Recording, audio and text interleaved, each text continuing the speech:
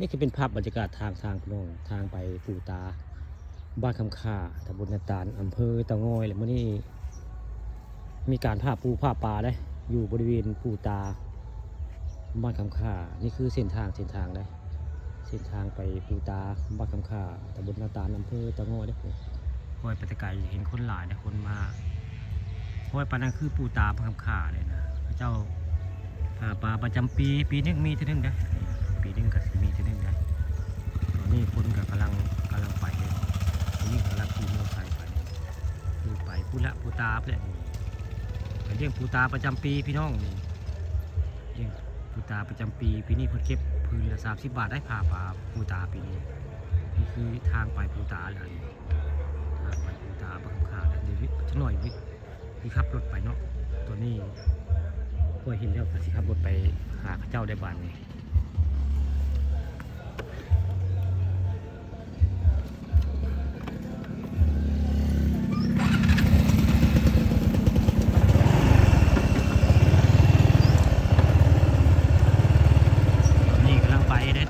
ทางเลยครับตาบังคับคนก็มากหน้าหลายตาได้ข้าเจ้ามาผ่าป่าประจำปีนึงมีที่นึงแต่คนให้ผ่าทีเดียวได้คนให้ทึกหลายเทื่อได้ให้ทึกแค่เทื่อเดียวปีนี้จะเป็นภาพบรรยากาศในงาน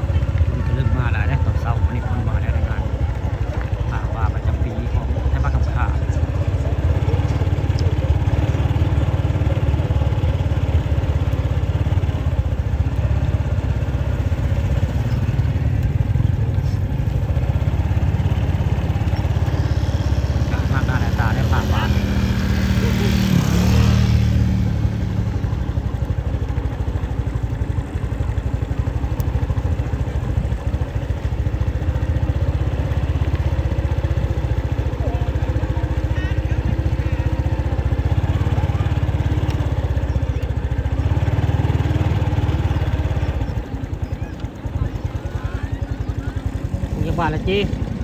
บ้านเดียวโอ้ยนี่ก็แท้